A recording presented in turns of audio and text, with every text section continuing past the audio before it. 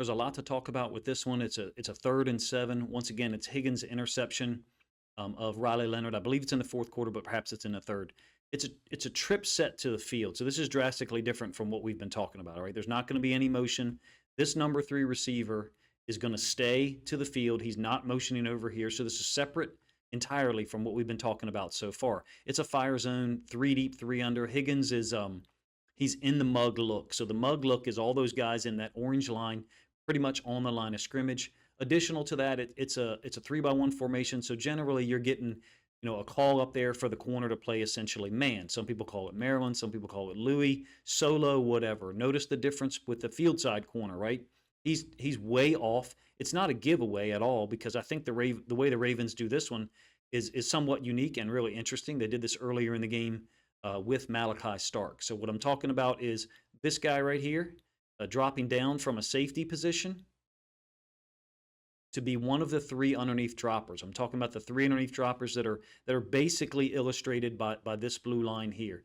So you've got Higgins up there and then 2 other defenders who are just past the line to gain. Again, it's a 3rd and 7. You've got some pressure that's created here by Ravenel. Additional to that, this defense, these 2nd and 3rd string guys, they're giving amazing effort. There's just an energy output that they're willing to show on every snap that is, I don't know if I want to say unique at the NFL level, but they're giving amazing effort on every single play. Of course, this ends up being an interception for Higgins. I will give you the end zone angle in a moment so you can see Ravenel's pressure on the quarterback here, kicking ass, and then 56, I think, is Ham looping around, trying to get his hands up to deflect the ball.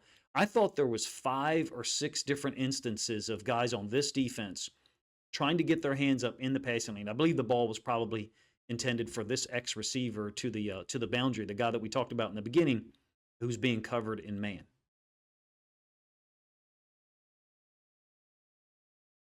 So the mug look is created by all of those players here.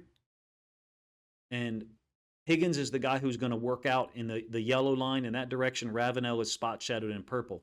One of the things that I was taught years ago, and one of the things that I've thought for a long time, is a fire zone is a dangerous thing for both the offense and the defense. We've had trouble at times defensively running it. I was a little surprised with how many times we ran fire zone concepts against the Colts in the first preseason game. To me, it means our defense is a lot better coordinated than maybe it was 1 year ago in the preseason.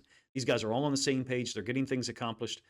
Additional to that, a fire zone where you get a player from one side of the midline who drops to the other side of the midline almost makes it feel like you're playing defense with 12 guys. So what I mean is there's the midline, and Higgins is accounted for in the pass pro scheme here.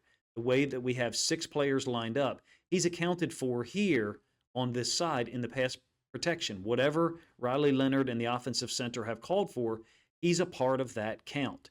He's not blitzing. Those 3 on the right are, and I think it's Ham 56 is following that irregular blue line. He comes up the field, gets chipped by the running back, folds back underneath, and you can see the tremendous effort that he's giving in trying to knock that ball down. Track Higgins here. It's a great play by him.